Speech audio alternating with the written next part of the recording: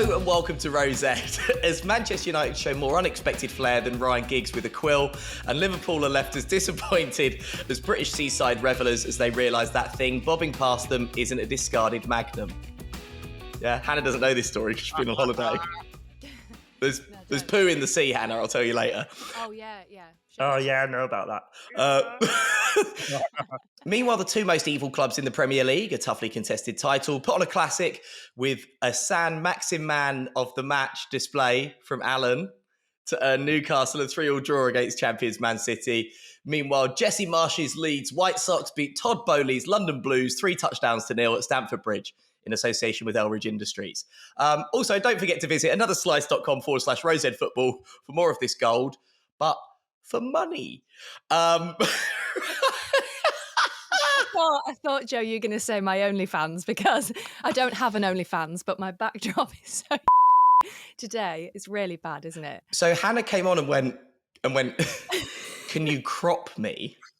So, I mean, no. It's the answer. I'm just going to leave this hanger behind me. It's so bad. I'm sorry. But you've got like a black silk bed sheet. I know you've been on a lot of... Joe, it's not a silk bed sheet. It's a blackout blind from Boots. Every parent will know what they are because nobody likes a light bleed, do they? When you're trying to sleep. A light bleed is so much, I can't deal with it. So if you get these suction blackout blinds, you can stick them around the frame of their window and you don't get any light bleeds, and you put them in your kids' bedroom so they think it's nighttime all the time so they sleep. Well, I know you've been on a lot of holidays, but it looks like you're trying to make a bit of cash back. My OnlyFans studio. Yeah, banter. Nice one. No producer Mike this week. That's why the atmosphere is so good on the pod. But instead, we have an actual professional broadcaster. Will Shaw is with us. Hello, mate. I mean, that's arguable, but thanks. Hi. Well, broadcaster. I don't know, professional. Yeah, okay, yeah. We'll go with that. How you doing, mate? You were sending me messages last night saying, you're sort of going, do I need to prepare anything or things like that, and sort of what to expect. Hannah, we've done about 60 episodes. Hannah's never once asked me, should I prepare anything? Ever. Well, the thing I just said to you, so like, when does it go out? When do you want me to pretend it is? And you went, oh, don't worry about that. We'll be very honest and say we're recording it then and it's going out then. Yeah. Okay, fine. I've never even think about that. I'd just go, look, mate, right, we're going to talk about a game that ain't happened yet, but don't worry about it. It'll be all right. But I think City Newcastle is going to be a great game. So yeah. I think it's gonna be a good one to watch that. But Will, you're a Pompey fan, so not a lot of vested interest in the Premier League ATM. No. Apart from Southampton finishing bottom. Other than that, I have no allegiances or anything. Well, is that what motivates you? Oh yeah, no, I mean, nowadays, being a Portsmouth fan, there's nothing positive to motivate you. It's all just consumed hate of another team, basically. That's all there is now. Do you still think of yourself as a Premier League team, though? Because I'm of an age where I do. No.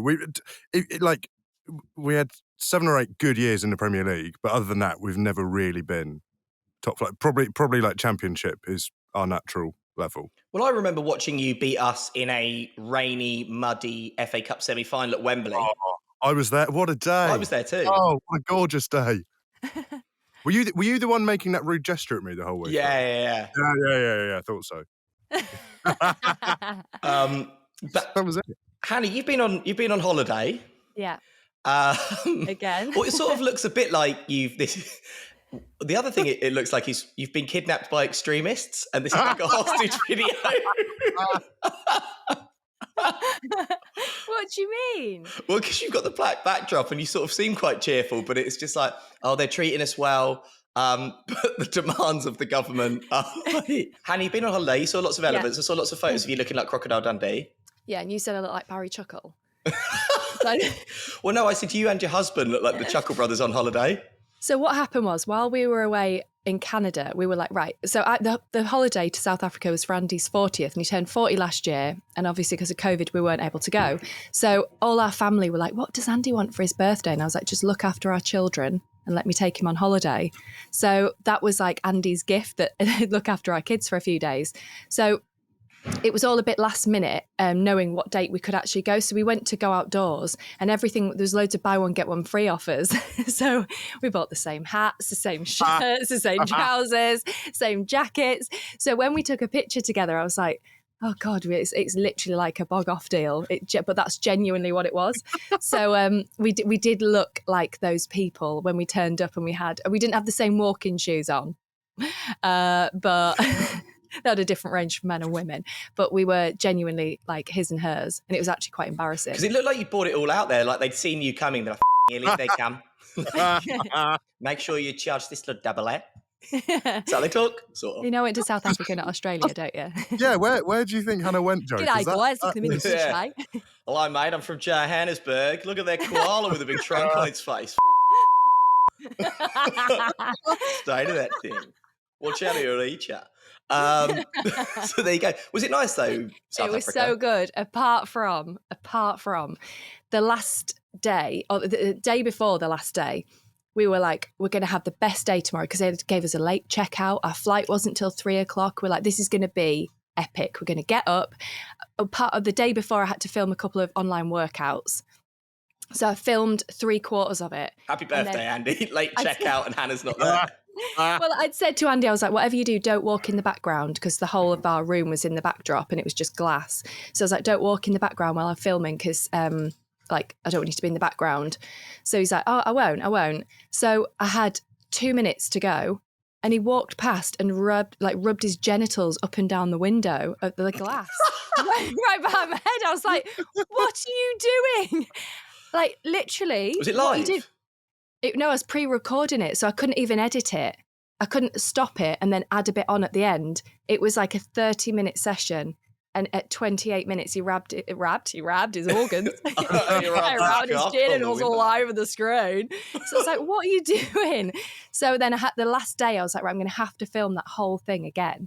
So we woke up the night before we were having our flight home, and I was like, I'm going to chunder. I don't feel very well. Why? And Andy was like, oh, and I was like, I'm going to be sick. And he was like, no, you're all right. You're all right. I was like, I'm not. So basically, we caught a sickness bug for the last night of the trip, and I was vomiting every half hour in this suite, and we had to get the doctor out. It was that bad. Like, it was awful. It was just. So I've actually got a video, and I've made the backdrop really, like when you're in our bed to look out of the window, the view was incredible. And I've got this video of me like panning around, and Andy is the loudest vomiter you'll ever hear. So, most people would be like, to be sick. He's like, but he sounds like an elephant. And if you listen to it, it's horrendous. So I'm going to send you the clip to play it. I was going to say, I smell a reel. Yeah. It's like the loudest thing. This beautiful, we can see animals, and like it's just so nice in South Africa, and then Andy's just chundering in the background. But yeah, it doesn't sound like a dream holiday. Like the first few days Andy's knob on the window and vomiting. It's a typical holiday with the East, I think. I was going to say, happy birthday. Happy 40th, babe. Right, back by popular demand, it's time for Table Time with Hannah East. Okay, but you read the table out. Table Time with Hannah East. Warning, Hannah East may not read the table. Right. Okay, so not sure who's top of the Premier League table, but second are Man City, third Leeds. No, Joe, you've got to read it out. I know you don't like saying it, but I know, just say it though. Yeah, I told you that we never really start. All we needed was William Saliba and Alexander Zinchenko.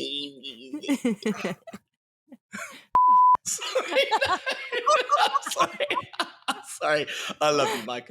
I was just, you're an Arsenal fan. Right, top of the table with 3 wins out of 3 are Arsenal. City, Leeds and Spurs make up the rest of the top 4, 5th and 6th. Newcastle making up the rest of the European spots of Fulham, who are just above London rivals Brentford, who they got a hard-fought victory against this weekend. Crystal Palace in 9th.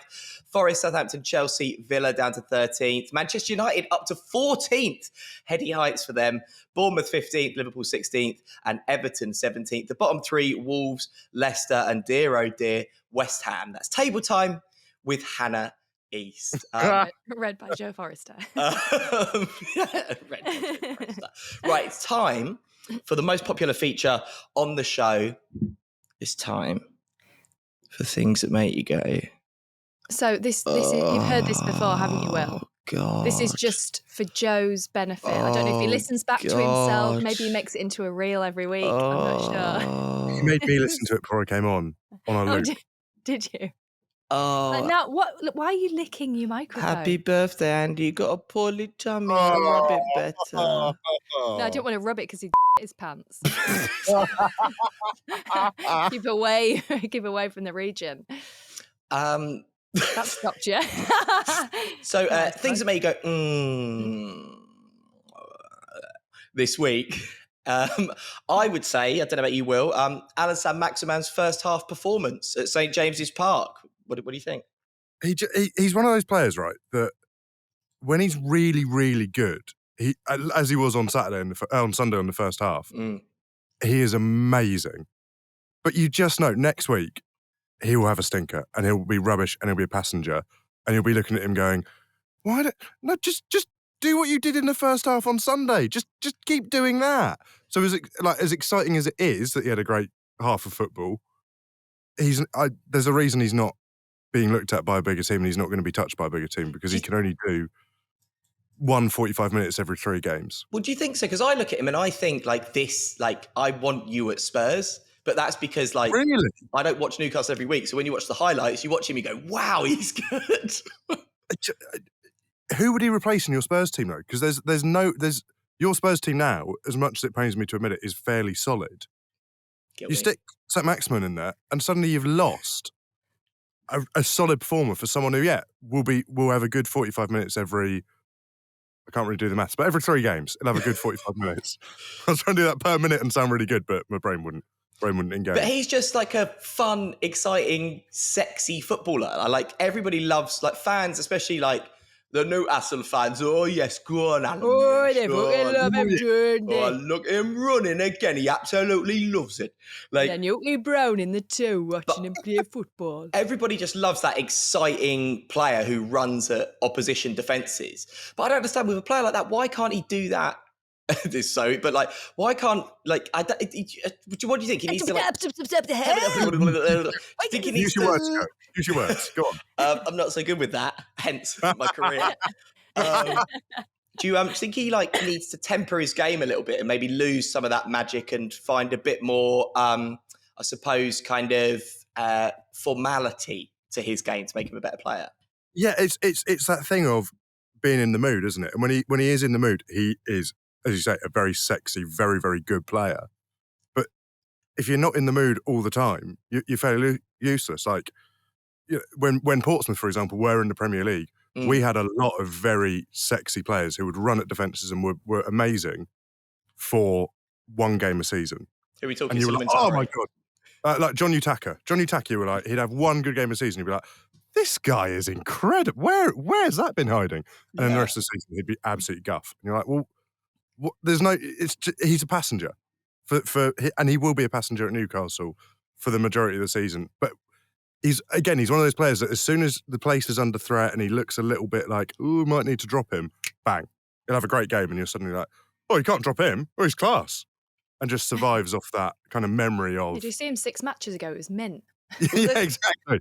They're so weird, these players, because he was the best player on the pitch against the best team in the Premier League, potentially the best team in Europe. But then sometimes, like you say, they'll play Brighton and he won't get a kick. I mean, Brighton are a good side, but he won't touch the ball. Hannah, what? And he'll be rubbish. Exactly. That's Well, Hannah, what made you go? Well, you know what I'm going to say is United being not at the bottom of the table. Manchester United scoring some goals and beating someone. Yeah. I think we just had a bit of a sticky start. But didn't I say last week, in fairness, I was like, I think... We all enjoyed it, but... Nice one. I think... But I genuinely thought if it was Liverpool at the end of last season versus United, we would have got absolutely rinsed with our current team. However, things have been said in the dressing room, and I think the dynamics have shifted slightly. I think, Eric has put his mark on what's to be for the future, and you know, leaving out the likes of Maguire and Ronaldo initially. It's like, right, this is him making his mark and saying, right, I'm in charge and this is how the match is going to go. Can you imagine like being benched or not starting at this moment in time? It's going to say a lot about your future at the club. So he's had to make some ballsy moves, really. And I think I'm excited to see how we progress. But the first couple of weeks of the season, for every fan, every United fan, made us a bit of a laughing stock. So the thing that has made me go, this week is Joe, that laugh. You did that laugh when I told you I had weed last week. That one. So I'm pleased that we're just not at the bottom of the table, because then it'll stop me getting WhatsApps from people like you to take the piss out of Man United. But it was a good performance. Like as a team, it was a really good performance. So that's made me happy this week.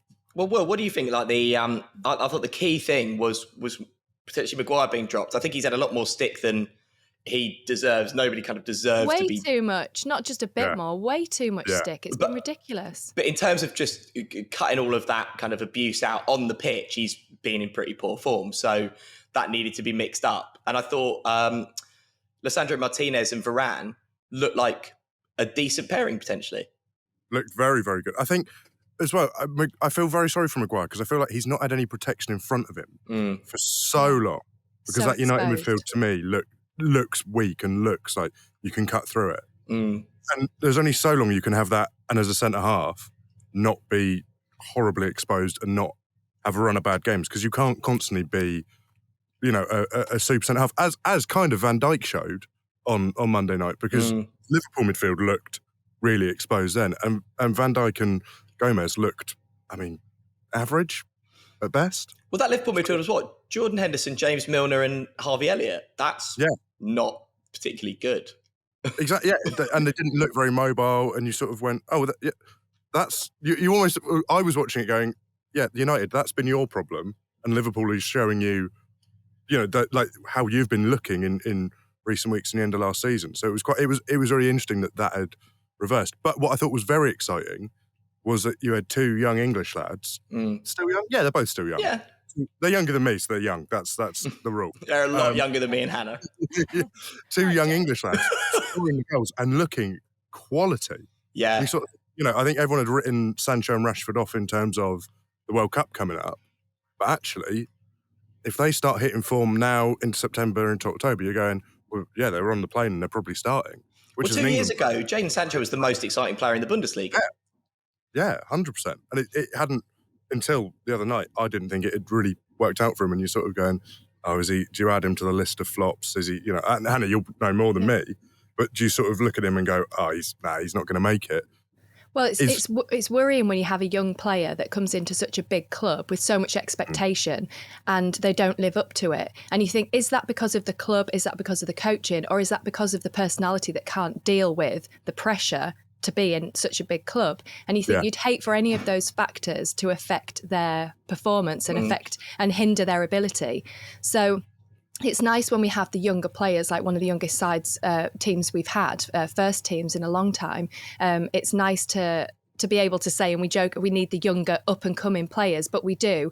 We can't keep having the likes of the older, I'm saying the 33, 34 age group plus, which obviously none of us are in those brackets because we're all 21, us guys, that is. But we don't want the older players to come in for the quick fixes, and that's what the whole rebuilding, the whole infrastructure that I say infrastructure about 5 times every week on this podcast, but that's what I mean. Word of the week. Club. It's having the fresh meat coming through, and it was really nice to see and really positive to see that last week. I feel like you ruined infrastructure by then saying fresh meat. Yeah. Which is on your OnlyFans channel. Oh, mucky. Marcus Rashford's ended a run of 997 minutes without a goal in all competitions. It's lovely to see him score, wasn't it, Hannah? He's a smashing fella.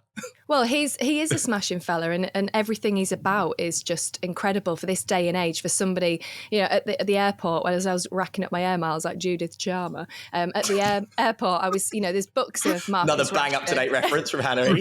Really contemporary reference. Love it. just going to Google who that is, if that's all right. After I've just said, none of us are older than 34.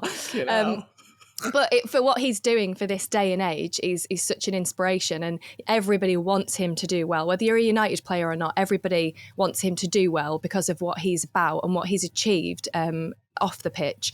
But he's had a lot of stick. We said about Maguire, he's had way too much stick. I think Marcus Rashford was on the border of starting to get too much stick.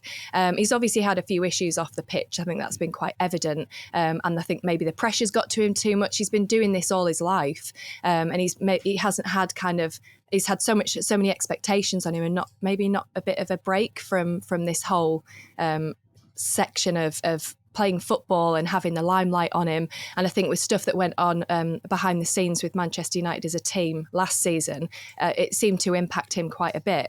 So it's nice to see him actually score and people just take the pressure off him a little bit and let him do what he's good at, rather than the whole pantomime around the pitch and off it. I think that's been a bit too much.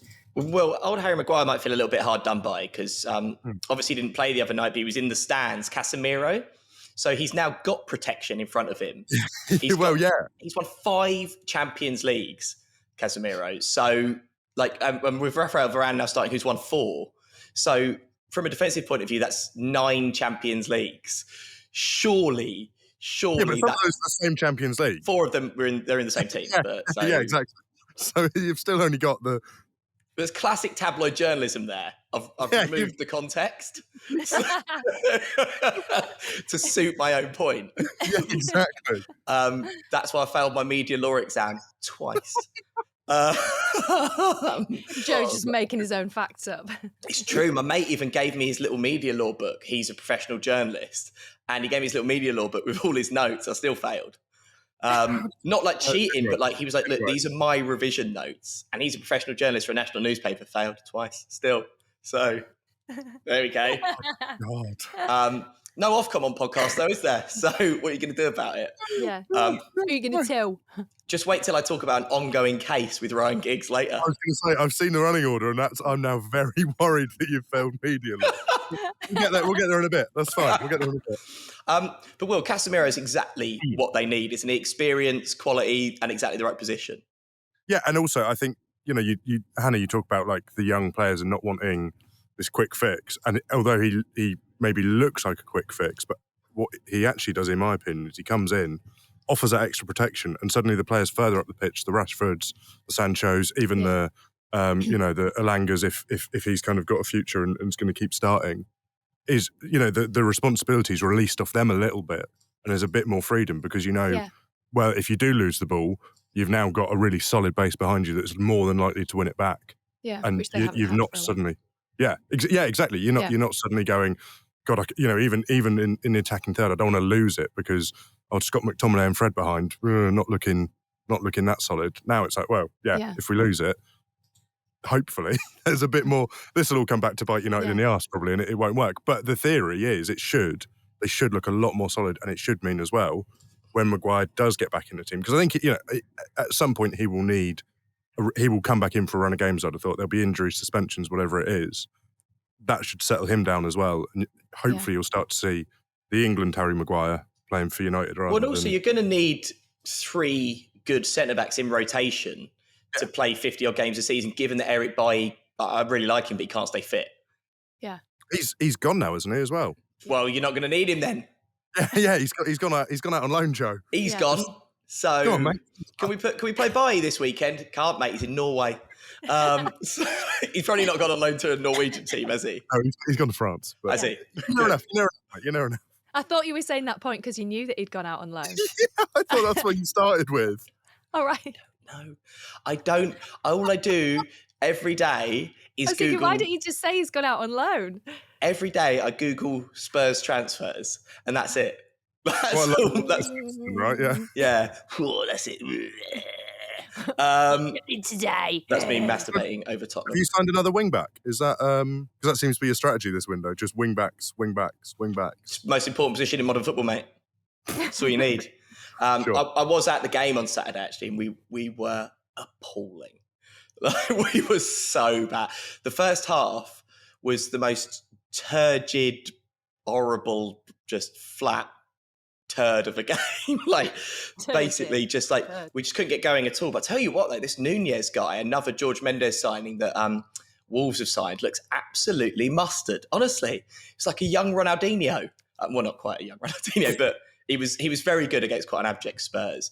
But if he'd been there and he'd settled, because watching it at home, I was thinking if he'd had 2 weeks or 3 weeks there and actually got into the run of the team, you'd have been in a lot of trouble. He looked good, didn't he? He looked good, and you looked appalling. Yeah. Absolutely terrible. This Spurs revolution that everyone's talked about, Conte's come in, whatever. They played a very, very rubbish Southampton team on the first day, and even then went behind. You've drawn at Chelsea, which shouldn't have really happened. And I'll be honest, Wolves should have had you in that first half. Wolves should have been two up at half time. What's this? Mike's not even here. Oh my God. If Mike was listening to this right now, he'd be like, yes. Joe's biting his lip and everything. Yeah. Look how irritated he is. He's shaking his head. Pretending I'm not getting invited back. This is the one appearance I'm ever going to have. But Spurs have been very lucky so far this season to have the number of points they've got. Yeah, but they say that champions play badly and still win. And you're not winning the league. Sorry, is it May? No, it's not. So there's way more chance of Arsenal winning the league than you lot winning the league. You gave me so much last week, Joe, about Man United. That's the end of the podcast, Will. He deserves it. Thank you, Will. Really appreciate it. It was great we had a chat before the recording. Anytime. I think Tottenham are going to win the league. No, I don't genuinely think that. What on earth is wrong with Liverpool? They've got the second oldest squad in the league. Will, do they need Jude Bellingham? Well, they need something, because as you said, earlier, that midfield on Monday night just looked tired, old. Well, but who's out injured at the moment for Liverpool? Bloody everybody. Thiago. Well, exactly. That's the point, isn't it? But if they're going to have an injury hit season, which they seem to have one season where they're not, and then one season where they do have injuries, and then one, which is interesting in itself. But if they're going to have an injury hit season, they need someone like Bellingham to come in, even if it's to provide cover, probably just to actually play games, and then end of the season you're probably saying goodbye to Milner, and Bellingham then has got the place in the squad anyway. He's learned how to play the Liverpool way, whatever that is, and would be a sound signing. But if you're Jude Bellingham now and you're looking at that Liverpool team, are you going, yeah, that's where I want to go, or are you thinking I might just hold on to see who else is interested? But I mean, I think they're one player away, aren't they, from maybe being the team that they were, and they just look a bit. This Liverpool team really ebbs and flows. They're either in electric form or look a bit stodgy and like they can't quite get going. I think that's maybe the nature of Klopp football. But yeah, definitely. Hannah, it's time for Mike's FPL update. Okay. Or an item that I'm renaming. Let me see your fantasy team. So what you're referring to here, just clarify what this segment is, because, I don't want to say it because I don't want to sound like I'm bragging. So we have a Rose Ed Fantasy Premier League. Well, I don't know if you do fantasy football. Very badly. Very, very badly. You are more than welcome to join the Rose Ed Fantasy League. Don't ask me how to get the code. Just ask Matt. Oh, God, there's a post on... If you want to join the... What's it called? Fantasy League. Then do look at our Instagram at RoseEdPod. Details are on there. Right. Yeah, there you go. But come on, Joe. But lots of people have joined, and let's do the table this week in reverse order. Okay. Are you at the bottom? Bottom of the table. Does this make you sound better? Yeah, you're going to hear me quicker. Bottom of the table, Rachel Jones's What a Good Edison. Alex Irons and Rapid Vauxhall are in second bottom place. Jess Jones with A Game of Stones are in 20th. Liam's Legends, Liam Jones in 19th. Rob Challoner, Big Bobby C in 18th. They're up one place. Very exciting week for them. Now then, Vardy Bum, Joe Forrester's outfit. Thank you. In 17th. Bella's Booze Hounds, Christopher Lewis's outfit in 16th. In 15th, Cucurella DeVille, Nathan Tansley, Jake Hammond and the Jesus Time in 14th. Stranger Mings, managed by George Odling, 13th. Jesus Walks, managed by Daniel Billinghurst in 12th. Green and White Army, that's Alan Sinclair's team, they're in 11th. Sinky. Charlie Hyson, managed by Charlie High, are in 10th. Seal Valladolid, CF, managed by Harry Seal, in 9th. We're getting up into their European places. Just waiting for my name. We've been waiting a while. Bunsen's Betties are in 8th. They're managed by Jonathan Stevenson. Mike's team, Nothing to Lose. FPL expert Mike Stavru is in 7th. Pathetic. In 6th, Will Cusack has the Angel Gabriels. In a respectable 5th place with East 11 Hag, I don't know what that means, is Andy East. And some bloody good team names here. Steve Forbes, Aribo Tang. I'll do that again. Some good team names here. Steve Forbes with Aribo Tangfastics are in 4th. West Midlands Village are 3rd, managed by Stuart Ensor. Down to 2nd place, the Pookie Blinders with manager Matt Carlton. And that's all we've got time for this week. And keep going. Top of the Fantasy League with 200 points, the Creelminators, managed by Hannah East. Shabba. Congratulations, Hannah. What's your secret? My secret is just to not sacrifice points, because the last kind of 4 or 5 seasons, I've always chased the points. This year, so far this season, I haven't sacrificed any points. I didn't do any transfers the first 2 weeks, saved my 2 transfers for last week, and then got some fresh meat in, which I'm really happy about. So it's I'm really happy, and thanks to everyone for supporting Your strategy me. just fresh meat. Literally fresh In meat. life. You said United fresh meat. You're now going for. I didn't realise that I said fresh meat so much until You say I it quite did a lot. Yeah, I say it all the time. I fear for my sons when they're older and I'm in my 60s and they bring their mates home. I'm worried I'm going to be that mum that I'm just perving on all their friends. Yeah. Fresh meat. Try not to do that, but Bit of fresh meat, Bradley. He's 35, mum. bring your mates round. But I'm really happy that I'm top of the table this week. It's a very I'll have exciting a week next week and I'll be at the bottom. Your tip is not to sacrifice points, because it has been pointed out. So people are very interested in the old Rose Ed League. So it has been, like, people said, why don't we get Mike's tips? But what's the point? Because he's in 7th. I mean, it's a tough one, really, isn't it? So my other half, Andy, as we mentioned in week 1, was messaging Mike to get advice on who to put in his team. But that's because I said Mike is very good at fantasy football. What Mike is amazing at is he knows his he knows all like the players, their positions, and his predictions are really good normally. And last season he was so consistent every week with his team. His points averaged like in the late 50s, early 60s, and to have that every week for fantasy football is pretty good.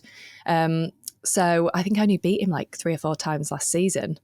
He was good. So that's why I'm just relishing in this moment. Can I also just say, Jess Jones has asked that we point out that she won this week's league. So she got the most points this week. What did she get this week? So she got, look at Hannah's face, absolutely raging. She got 72 points. Did she? Who did she captain? Who did she captain? Let me have a look. Yeah. She captained Harry Kane. Did she? Interesting. Yeah. But had Saliba, Rodrigo, Ivan Toney. Yeah, just a few of those lads. I always struggle with Harry Kane because he is one of those players that he'll have a good week and then he'll have a really week, and then he'll go quiet for a couple of weeks and then he'll score a hat-trick or a brace and you're like, oh, damn. But I always feel that I just don't want to put him in my team because he's so expensive and he's unpredictable week in, week out. Will, have you got any top tips for Fantasy League? Well, I'd done the same. I'd not used my transfers until this week, but then I brought in Cucurella as one of them, which was obviously terrible because he got 1 point with Chelsea losing. Well, they lost 3-0, yeah. Yes. Yeah. Soul destroying, isn't it? Yeah, I wouldn't listen to me, to be honest. But I've managed to fit Jesus, Haaland, Kane, and Salah into my team. Love that. So I'm just not touching them for the whole season. I'm going to keep them all there and go, they're all going to get, at some point, they're all going to get a lot of points over the course of the season, and I'm just going to fiddle around with the rest of them. But it's difficult because it's so early in the season. So the big players from last season, Especially, I think I was a bit reluctant with my Liverpool players because they were so busy towards the end of last season. Yeah. And it's like they've obviously lost a bit of momentum, and then you've started the season and there's injuries, there's fatigue there, isn't there? And like you say earlier, Joe, it's as if they just struggle to get going and get the pace going. And I think you can see that in the whole team. And I just struggled. I was like, should I put like Salah in? And I don't know, I was a bit reluctant. So as a United fan, you'd have Liverpool players in your team? Yeah, it's a game. Yeah, I don't have any United players in my fantasy football team. I refuse to have any Southampton players in my team, which really? James Ward-Prowse would probably be straight in my team if he didn't play for Southampton. Oh, right. So yeah, free kicks, I'm not like else. Yeah, that, you're a proper. Yeah, I've got fan. 2 Arsenal players, and because I don't actually, you're so right. I don't want them to. I'd rather they lost. So I fundamentally don't want them to get any points. Actually, so what's the point of putting them in? You're so right. They're going. Actually, as soon as this pod's over, they're going. That was the end. That's the end of the fantasy football section. Yeah, I'm top of the table, so that's all we need to know. You're top of the Hannah, your background looks different. It does. I took the porn sheets down. I wasn't getting any. I wasn't getting any subscribers to my OnlyFans because people aren't interested in my burger nips. No. So I thought, listen, I'll take the silk sheets down. Let's just reveal the house, and here we are. So Hannah, your internet crashed. Yeah, I've since been to Doncaster to drop a dog off and come back and had 2 hours of train delays. And when I got here, I carried a microphone, lights, an entire Tupperware the size of a backpack of dog food, all the way up to Doncaster, but I forgot the one cable that connects the mic to the laptop. So how come you got this task of dropping the dog off? Well, that is a good question, isn't it, Jess? No, because I love the dog very much. So that's basically, so we're going to Palma de Mallorca tomorrow for a holiday, or today if you're listening on Friday, or yesterday if you're listening on Saturday, or at some point this week. And there you go, it's continuity. And so the dog needs to go and stay with Jess's dad. So Bridget has been dropped off. She pressed her little nose and paws to the window as they drove off, and off she went. My little baby. Daddy's special baby. Dread to think what you get up to with that dog, Joe. I don't a dog. Some things are sacred. I wasn't suggesting that. I can't believe you just said it. I just meant like you're just weird with her. Yeah. I didn't mean that you have sex with a dog. Like not at one point. Will, did I say that? I don't think anyone was thinking that, Joe, apart from you who said it. Putting a bit of dog paste on you. Oh, Joe. What's dog paste? I don't know. You can tell you've never owned a dog. Hello, Meg. Get some of that dog paste. I like it. Get some of that on your. Well, no, I did. Things did get a little bit weird actually a couple of weeks ago because Bridget was in season, so this is when they're fertile and boy dogs can smell it. So they try and not bummer. That's not how it works. They try and to try and do her in the park, basically. So you have to kind of pick her up and keep her away from them because otherwise you get unwanted puppies, and obviously not very nice for Bridget either. But also they have periods, which is fine. It's part of life. It's 2022, so that's okay. Well, women and females have been having periods since women were around, Joe, not just in this. Wow. That's such a guy thing. Joe, only in 2022. Yeah, just this year we can talk about it. But I'm okay with it, and that's the most important Okay, thing. You've decided since you got with your girlfriend and she's got a female dog, you've decided that that's okay. Yeah. Okay. But Bridget was on her period, right? So she has to wear little nappies, right? But while we waited for the nappies to come from Amazon, we got a pair of my boxers and cut a little hole in the bum for her tail, right? So you have to put them on and like pull her little tail through and then tie the pants up at the top. Don't pretend you cut the hole out from your boxers as if that's not the thing that you normally have when you go out to a nightclub. Well, no. You've always had a little hole there. But then, right, so I got up in the morning and I was like, just going to get up and like put the kettle on or something, right? So I got up and I was just like, where's my pants? So I just picked my pants up off the floor and put them on. I was like, right, I'm going to go to the kitchen and I'm going to go and put the coffee on or whatever. And then I came back in, I think, with the coffees. And Jess started laughing. I was like, why are you laughing? Because basically my balls had dropped through a hole in the pants. So How big's Bridget's tail? Well, so what I came to realise was... Or the other question. Basically, unbeknownst to me, in the night, Bridget had managed to take her pants off. And I'd got up in the morning and put Bridget's period pants on. Covered in blood. Yeah. Oh, Joe. I do love Bridget, but I got straight in the shower. And you know when you're like scrubbing yourself, but scrubbing something like clean, must be like with a wire brush and bleach. Well, I'll tell you a little fact then. This is completely nothing to do with football. So when we were on safari, we saw 2 lions, a male and a female. And as we were just driving past, the male just humped the female and started going for her, like going at it.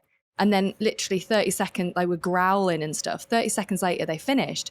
And the female just flopped on the floor, good lass, and as did the male. But apparently when they're in season, they actually have sex up to 90 times a day. And the female, honestly, she just like looked... Doncaster. She night out in Scarborough, that. But she just looked like she couldn't be arsed. And every time she just flop over on the side, and the lion was like ready to go again. I was like, God, give the girl some Caniston. Can you imagine what sort of rush she'd be getting 90 times a day? She'd be bone dry. Poor lass. It's a different vibe in the afternoon, isn't it, Will? Well, Joe, no, it was when you said 30 seconds. Joe looked genuinely impressed. Yeah, Joe was like, "Go on, son, absolute stud." Yeah, the endurance of the lion. What's weird though about when animals have sex is like, you know, when humans have sex and like if it's going well, this is going to have to go in the rude bits, but like, and the woman will be like, oh yeah, baby. Sock it to me. Have you ever had sex? I've seen it on the telly. Sounds like you haven't. Oh, I like that. Oh, Is that what the girls say to you, Joe? Yeah, right up me chuff. Oh. Pop in. Don't mind if you do. More tea, Vicar. Who have you been with in the past, Joe, that's ever said that while you've been having sex? 5 people. Pamela Anderson. Oh, You sound just like Jay off the In-Betweeners. yeah. Oh, yeah, that's what women say when you have sex with them. Yeah, don't worry about it. But lady animals, we can't use it. Lady animals don't like make sounds, do they? They just put up with it. Well, the lion, she grunted for about 5 seconds, and then she thought, we've done this like 89 times today. Can we just give it a rest? Can we just get it over with? But yeah, and then we turn around a corner and zebras were going, but the guy forgot to get his winky out. So he's dry humping the female zebra. But because the guy's like, zebra? Because he was... Not the bloke taking you on safari. Yeah, the guide. I was like, Jesus. But yeah, he forgot to get his winky out because he's like quite a young chap. So yeah, because I was so excited to see what his winky looked like. But a young chap. Well, anyway, this. I mean, we're going. We should just stick with football, I think. Let's rejoin the normal episode. Leeds 3, Chelsea 0. It was Thomas Tuchel's 60th Premier League match. Chelsea conceded just 17 goals in the first 30 under his tutelage, but have shipped exactly twice as many in the last 30. Will, Tuchel out? Well, so my flatmate's a Chelsea fan. Boo. Well, and he was saying, is he in trouble to me? And I think the amount of money they've spent and the amount of players they've brought in, that team isn't going to be a proper team until October. They're going to need the time to gel. They're going to need to get used to playing the way that Tuchel wants them to play with those players in there.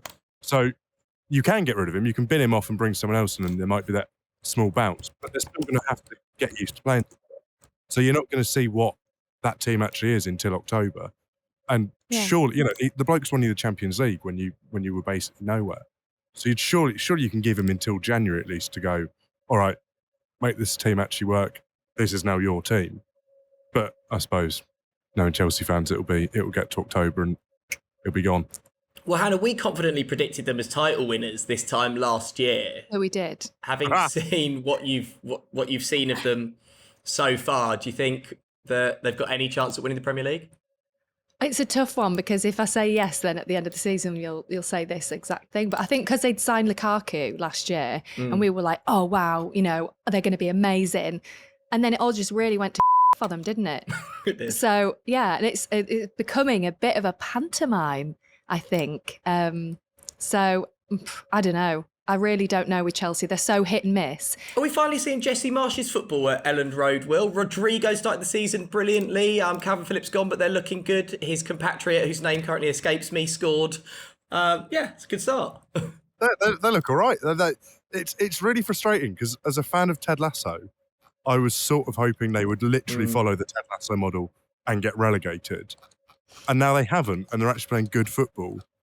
You can't really describe him as a Ted Lasso anymore, which is obviously just a massive stereotype anyway. So I probably shouldn't have been doing it from the start. But I was quite enjoying referring to him as Ted Lasso. And actually, they look very good against Chelsea. Rodrigo, as you say, looks incredible. And you sort of think, Rafinha, who? Well, it turns out he actually knows what he's doing. Another thing that surprised me this week. Cristiano Ronaldo's had Botox on his balls. So, What? Dr. Esteban Sanmartero explained the procedure. I could say oh God Almighty, to Radio Marca. Yeah, the doctor, right? El Doctor. He said the reason why Cristiano Ronaldo's had Botox injections is probably for two reasons: to smooth out and prevent the scrotum from contracting, so that the testicles appear to have more volume. Women don't care about how men's balls look, do they, Hannah? Yeah, they do actually. It's quite an important thing. It's not as important as their face. No. Surely not as important as the other bit in that area, A either. winky. Yeah. Yeah, pipe. Oh, well, you don't want somebody that's got like really small, like wrinkled balls, do you? Sorry, Really hairy ones too. Ugh. Yeah, but the hair is cosmetic. You can get rid of that. But what's wrong with them if they're... Mine You aren't. can use some hoosh. This is our old sponsor, some hair removal cream that didn't work. Joe wants us like, should I sit here and do the podcast with it all over my balls? And me and Mike were like, well, why don't you just do it in your own time? Like, you don't have to sit here and so we know you've got hair removal cream on your ball sack. It's just a bit weird. But it didn't work anyway, did it? So... I'm all about the realism. But I was going to put it on my face. I was like, should I get rid of my tash? And you were like, no, because it's for balls. But also, like, he wants to, and apparently it makes them look like they've got more volume. Like, I've never worried that much about how much. maybe his girlfriend wants his balls to look a certain way and he feels under pressure. Yeah. Have you ever thought about yours, Will, like in terms of how they look? I hadn't until now, but now I've got the running order in front of me, so I'm going to be going away. He's going to go home, put his legs in the air, isn't he, in front of the mirror? Oh no. Okay, then they're doing. I don't know. I feel fairly confident in what the bollocks look like, but yeah, this has made me think twice now. Well, I'm going to check mine later. I think we should leave it there because everybody's tired. It's been a long day. I miss. We Bridget. all need to go and check our balls. But honestly, if you're listening and you're worried about your balls, check them. But don't worry about how they look and if they've got enough volume and if they're smooth or whatever. All balls are beautiful, right? And that's the message from Rosette. And just to make clear, Joe's saying check your own, don't check his. Don't check, or check other people's with their consent. Yeah, right? That is key. Yeah. That is absolutely key. Will, thanks very much, mate. Will you come on again? Oh, anytime you want, mate. So Will, we need to, really quickly before we finish, can we just talk? Me and Joe had a conversation about how sexy your voice is, Will. Well, no, you told me that you thought Will's voice was sexy several times. I went, yeah, he's got a nice voice. I did. Yeah, I did. I audioed him and I was like, oh my God, his voice, we need to get him back on. His voice is so sexy. And you said, yeah, it is. Bright red. Oh, blushing. God. Yeah. Such maybe I need to put a voice voice note on my Hinge profile. I've resisted up until now. But you should totally be like, it. hey guys and gals, or guys, gals, what do you say on Hinge? Well, not depends what your sexuality is. Hey guys. I don't know what your preference is, but I mean, hey, been on a podcast today. It sounds really sexy. Oh, what a knicker dropper. Ow. I'm going to be clunging. You're married, Hannah. You've amazingly. Yeah. For like 11 years. I don't know. Okay. Maybe that's why the chat's increased. I don't know. Yeah. I think maybe Andy just doesn't realise he's got options. That's what he tricked him into. The poor guy. Like, I do feel sorry for him. Sometimes when I say stuff and he never laughs at anything I ever say. Like the comedy night you came to, Joe, he doesn't really laugh at anything that I say. And then I'll be like, oh, did you think that was funny? And he's like, yeah, babe. And I think his mind's elsewhere. Oh, I didn't need to open that can of worms, but there we are. I've done it now. There we are. We went there. There you go. The secret of a long and happy relationship. Thank you very much, Will. Thanks, Will. We hope to. Will's my friend. Trampling all over my friendship with Will.